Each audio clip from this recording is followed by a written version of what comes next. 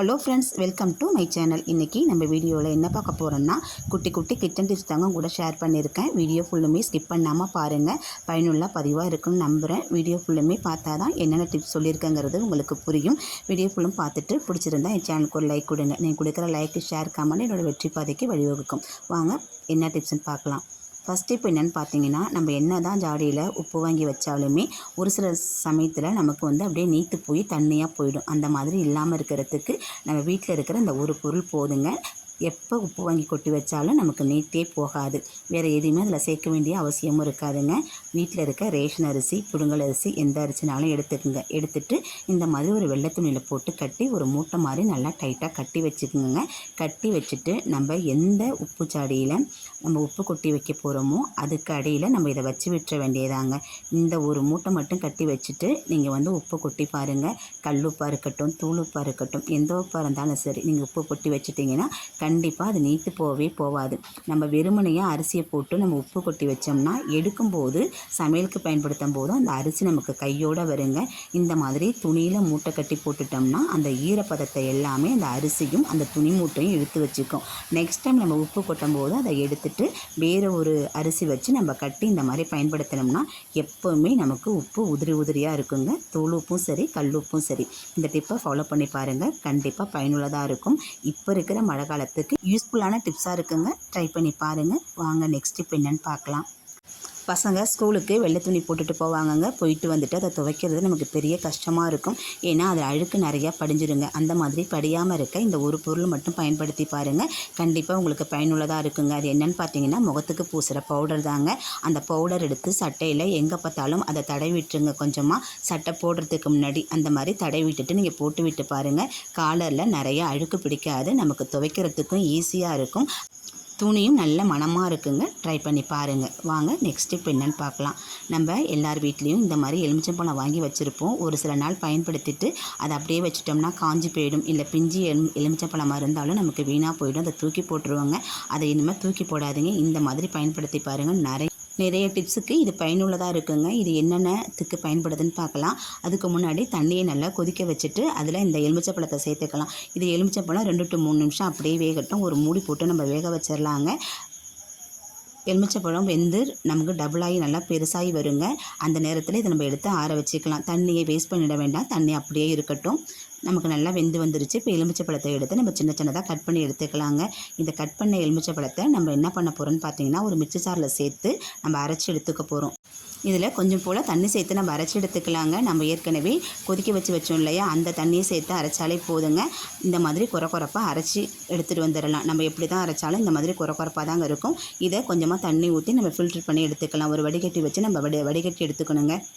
அடியில் இருக்க திப்பியெல்லாம் இல்லாமல் இருக்கிறதுக்கு கையை வச்சோ இல்லை ஒரு கரண்டி வச்சோ நம்ம கலக்கி விட்டு இந்த ஒரு பாத்திரத்தில் நம்ம வடிகட்டி எடுத்துக்கலாம். நான் ஏற்கனவே வெந்நீர் கொதிக்க வச்ச அந்த பாத்திரத்திலேயே நான் இதையும் வடிகட்டி எடுத்துருக்கிறேங்க. வடிகட்டி வச்சுருக்கிற இந்த சக்கையை கூட நீங்கள் தூக்கி போட தேவை கிடையாது. நம்ம இதை பயன்படுத்திக்கலாம். எதுக்கு யூஸ் ஆகுங்கிறத நான் இறுதியாக சொல்கிறேங்க. இதை சுத்தமாக நம்ம கையை வச்சு நல்லா பிழிஞ்சு எடுத்துக்கலாம்.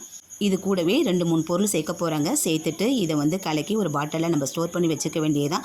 என்னென்ன பொருள்னு பார்த்தீங்கன்னாக்கா, ஃபஸ்ட்டு தூள் உப்பு சேர்த்துக்கிறேன். கொஞ்சமாக தூள் உப்பு சேர்த்துக்குங்க. அது கூட கொஞ்சம் போல் பேக்கிங் சோடா, நம்ம சமையலுக்கெல்லாம் பயன்படுத்துவோம் இல்லையா, அந்த பேக்கிங் சோடா ஒரு 2 ஸ்பூன் அளவுக்கு சேர்த்துக்குங்க. சேர்த்துட்டு பார்த்தீங்கன்னா நல்லா நுர பொங்கி வரும். இதை நல்லா கலக்கி விட்டுக்குங்க. இது கூட 1 ரூபா ஷாம்பு சேர்த்துக்குங்க. 1 ரூபா ஷாம்பு சேர்த்து நம்ம கலக்கி விட்டு நம்ம ஒரு பாட்டிலில் வச்சு நம்ம ஸ்டோர் பண்ணி வச்சுக்கிட்டோம்னா இது நிறைய விஷயத்துக்கு நமக்கு பயனுள்ளதாக இருக்குங்க. நம்மளுடைய காசையும் நேரத்தையும் இது மிச்சப்படுத்தி கொடுக்கும். இந்த மாதிரி ஒரு வேஸ்ட்டு வாட்டர் பாட்டில் எடுத்துக்கோங்க.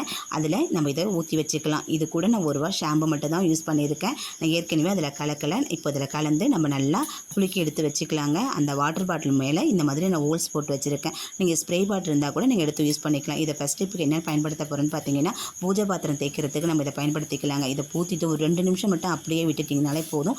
சூப்பராக நமக்கு க்ளீனாகி வந்துடுங்க. அது ரொம்ப கஷ்டப்பட்டு தேய்க்கணுங்கிற அவசியம் இருக்காதுங்க. அது மாதிரி கேஸ் பர்னரு, அடுப்பு, சிலிண்டரு, கவுண்டர் டாப்பு, சிங்கு, டாய்லெட்டு, இந்த மாதிரி எல்லா விஷயத்துக்குமே இதை பயன்படுத்திக்கலாங்க. இந்த ஒரு லிக்விட் ரெடி பண்ணி வச்சுக்கிட்டோம்னா நமக்கு எப்பப்போ தேவையோ இதை நம்ம பயன்படுத்திக்கலாம். இதுக்காக நம்ம தனியாக லிக்விடு கொடுத்து கடையில் காசு கொடுத்து வாங்கணுங்கிற அவசியம் இருக்காது. நமக்கு காசு மிச்சமாகுங்க. நம்ம 10 நிமிஷம் செய்கிற வேலையை 5 நிமிஷத்துலேயே இந்த லிக்விட் நமக்கு வேலை பார்த்து கொடுத்துரும். இதை அப்படியே விட்டுட்டு நான் அடுப்பை எப்படி தொடச்சி காமிக்கிறேன்னு பாருங்கள். 2 நிமிஷம் அப்படியே இருக்கட்டும். அடுப்பில் நம்ம நான்வெஜ்லாம் சமைச்சிட்டு எண்ணெய் சிந்துங்க. அந்த சமயத்தில் நம்ம வெறும் துணியை மட்டும் துடைச்சோம்னாக்கா அந்த எண்ணெய் பிசுக்கு அப்படியே இருக்கும். அதை இது மாதிரி அந்த லிக்விடை கொஞ்சம் போல் நம்ம தடவி விட்டுட்டு ஒரு துணியை வச்சு துடைச்சி எடுத்துட்டோம்னா இடமும் பளிச்சுட்டு இருக்கும், பிசுப்பு இருக்காது, நல்ல மணமாகவும் இருக்குங்க. கண்டிப்பாக பயனுள்ளதாக இருக்கும். ட்ரை பண்ணி பாருங்கள். நான் ஏற்கனவே பூஜை பாத்திரத்தில் இந்த லிக்விடை ஊற்றி வச்சேன் இல்லையா, அது எப்படி இருக்குன்னு பார்க்கலாம் வாங்க. இங்கே பாருங்கள், 2 நிமிஷம் தான் வச்சேன். சும்மா கையால் தாங்க தேய்ச்சி கழுவுனேன். எவ்வளோ பளிச்சுட்டு இருக்குன்னு பாருங்கள். நீங்கள் கொஞ்சம் அழுத்தம் கொடுத்து தேய்ச்சிங்கன்னா பளிர்னு ஆகிடும். கண்டிப்பாக பயனுள்ளதாக இருக்கும். இந்த லிக்விடை நீங்களே ரெடி பண்ணி வச்சுக்கோங்க. வீணாக போன காஞ்சி போன எலுமிச்சத்தோலை தூக்கி போடாதீங்க. இந்த மாதிரி ட்ரை பண்ணி பாருங்கள். வாங்க நெக்ஸ்ட் இப்போ என்னென்னு பார்க்கலாம். இந்த மாதிரி வேஸ்ட் நியூஸ் பேப்பர் எடுத்துக்கோங்க. இது கூட இந்த ஒரு பொருளை மட்டும் சேர்த்துக்குங்க. வீணாக போன மாத்திரை எந்த மாத்திரையாக இருந்தாலும் பரவாயில்ல, அதில் 1, 2 நமக்கு எந்த அளவுக்கு தேவையோ அந்த அளவுக்கு கட் பண்ணி எடுத்துக்குங்க. நான் இன்றைக்கி 2 மாத்திரை எடுத்து கட் பண்ணி சேர்த்துக்கிறேங்க. சேர்த்துட்டு இதை எதுக்கு பயன்படுதுங்கிறத நான் உங்கள்கிட்ட சொல்கிறேன். வீடியோ ஸ்கிப் பண்ணாமல் பாருங்கள். நமக்கு இந்த மாத்திரைன்னு இல்லை, எந்த மாத்திரை வீணாக போன மாத்திரையாக இருந்தாலும் சரி நமக்கு தேவைக்கேற்ப எடுத்துக்கோங்க. எடுத்துகிட்டு இதை மூடிட்டு இது மேலே ஒரு இடிக்கல்லை வச்சு நம்ம நல்லா நைஸாக தட்டி எடுத்துக்கலாங்க.